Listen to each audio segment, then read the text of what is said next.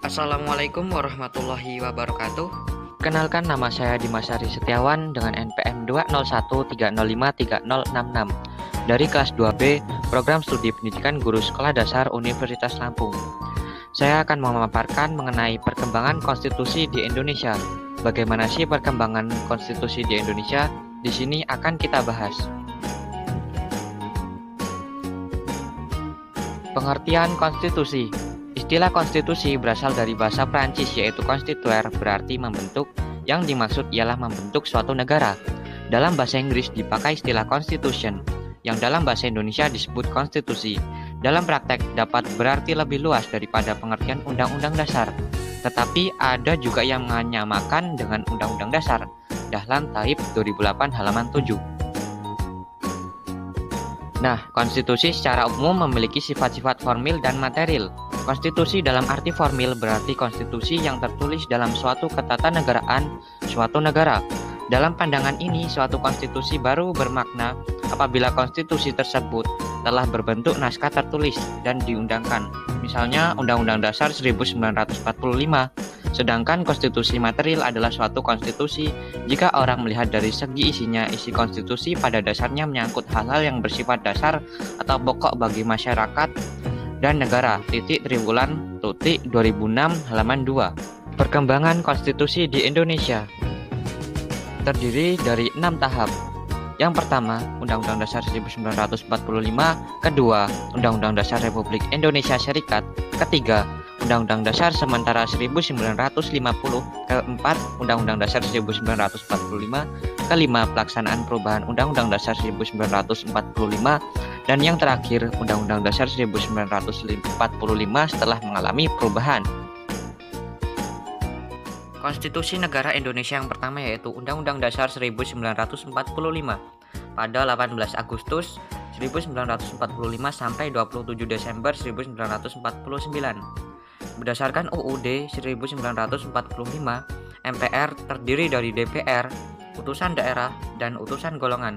Dalam menjalankan kedaulatan mempunyai tugas dan wewenang menetapkan UUD, GBHN, memilih dan mengangkat presiden dan wakil presiden, serta mengubah UUD.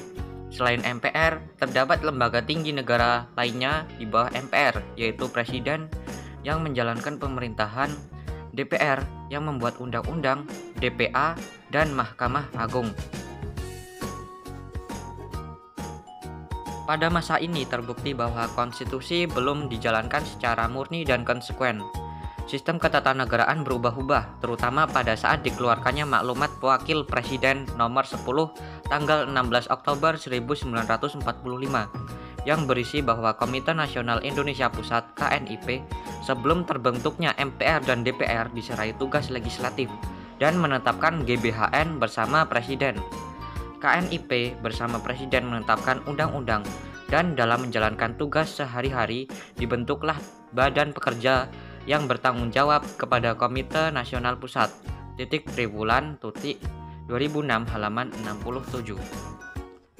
Setelah itu, Konstitusi Negara Indonesia berubah menjadi Undang-Undang Republik Indonesia Serikat pada 27 Desember 1949 sampai 17 Agustus 1950. Maka berubahlah pula bentuk negara kesatuan menjadi negara serikat atau federal, yaitu negara-negara yang tersusun dari beberapa negara yang semula berdiri sendiri-sendiri kemudian mengadakan ikatan kerjasama secara efektif.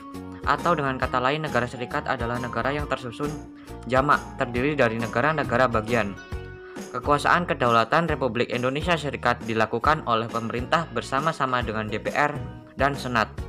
Sistem pemerintahan presidensial berubah menjadi parlementer yang bertanggung jawab. Kebijaksanaan pemerintah berada di tangan menteri-menteri, baik secara bersama-sama maupun sendiri-sendiri, bertanggung jawab kepada parlemen atau DPR. Namun demikian, pada konstitusi RIS ini juga belum dilaksanakan secara efektif karena lembaga-lembaga negara belum dibentuk sesuai amanat Undang-Undang Dasar Republik Indonesia Serikat. Setelah itu, Indonesia berganti konstitusi menjadi Undang-Undang Dasar Sementara 1950 pada 17 Agustus 1950 sampai 5 Juli 1959. Bentuk negara pada konstitusi ini adalah negara kesatuan.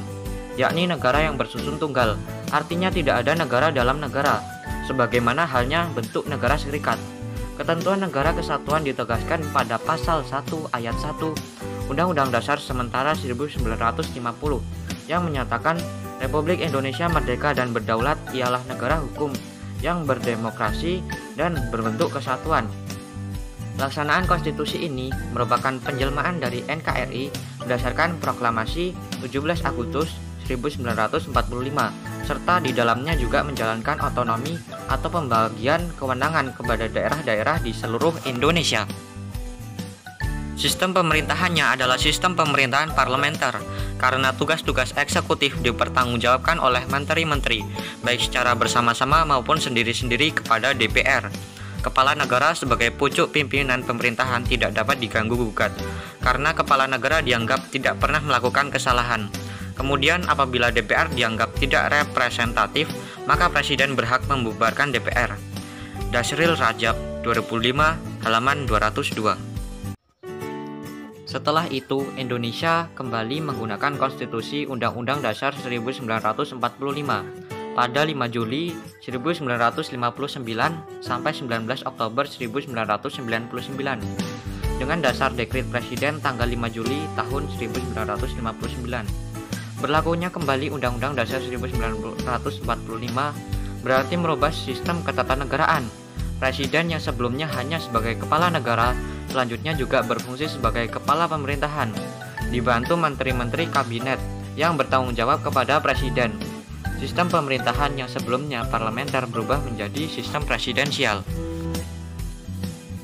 Pada masa ini terjadi pergantian kepemimpinan nasional, yaitu dari Presiden Soekarno digantikan Presiden Soeharto, yang semula didasari oleh Surat Perintah 11 Maret 1966.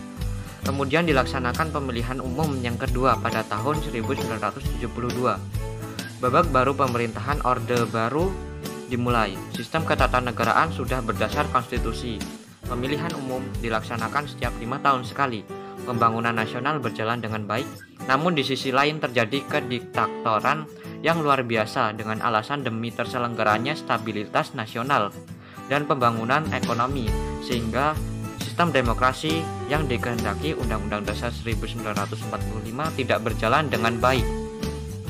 Setelah itu, konstitusi di Indonesia pada 19 Oktober 1999 sampai 10 Agustus 2002 mengalami pelaksanaan perubahan Undang-Undang Dasar 1945 sebagai implementasi tuntutan reformasi yang berkumandang pada tahun 1998 adalah melakukan perubahan terhadap Undang-Undang Dasar 1945 sebagai dasar negara Republik Indonesia.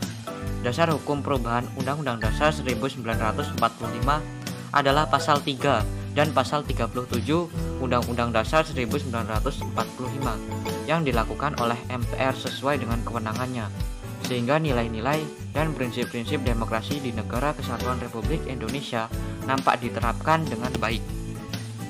Dalam melakukan perubahan Undang-Undang Dasar 1945, MPR menetapkan 5 kesepakatan, yaitu yang pertama, tidak mengubah pembukaan Undang-Undang Dasar Negara Republik Indonesia 1945. Yang kedua, tetap mempertahankan Negara Kesatuan Republik Indonesia. Yang ketiga, mempertegas sistem pemerintahan presidensial. Yang keempat, penjelasan Undang-Undang Dasar Negara Republik Indonesia tahun 1945 yang memuat hal-hal normatif akan dimasukkan ke dalam pasal-pasal atau batang tubuh. Dan yang terakhir, melakukan perubahan secara adendum. Lalu yang terakhir yaitu Undang-Undang Dasar 1945 setelah mengalami perubahan pada 10 Agustus 2002 hingga sekarang. Nah, pada masa ini nuansa demokrasi lebih terjamin. Keberadaan lembaga negara sejajar, yaitu lembaga eksekutif atau pemerintah, lembaga legislatif, MPR, yang terdiri dari DPR dan DPD, lembaga yudikatif, yang terdiri dari MA, MK, dan KY, lembaga auditif, yang terdiri dari BPK. Kedudukan lembaga negara tersebut mempunyai peranan lebih jelas dibandingkan masa sebelumnya. Masa jabatan presiden dibatasi hanya 2 periode, yang dipilih secara langsung oleh rakyat melalui pemilu. Pelaksanaan otonomi daerah terurai lebih rinci lagi dalam Undang-Undang Dasar 1945 setelah perubahan, sehingga pembangunan di segala bidang dapat dilaksanakan secara merata di daerah-daerah. Pemilihan kepala daerah dilaksanakan secara demokratis, kemudian diatur lebih lanjut dalam undang-undang mengenai pemilihan kepala daerah secara langsung, sehingga rakyat dapat menentukan secara demokratis akan pilihan pemimpin yang sesuai dengan kehendak rakyat. Jaminan terhadap hak-hak asasi manusia dijamin lebih baik dan diurai lebih rinci lagi dalam Undang-Undang 1945, sehingga kehidupan demokrasi lebih terjamin. Keberadaan partai politik tidak dibelenggu seperti masa sebelumnya. Ada kebebasan untuk mendirikan partai politik dengan berasaskan sesuai dengan kehendaknya, asalkan tidak bertentangan dengan Pancasila dan Undang-Undang 1945, serta dilaksanakannya pemilihan umum yang jujur dan adil. Baik, sekian yang dapat saya sampaikan, kurang lebihnya mohon maaf. Terima kasih, semoga bermanfaat. Wassalamualaikum warahmatullahi wabarakatuh.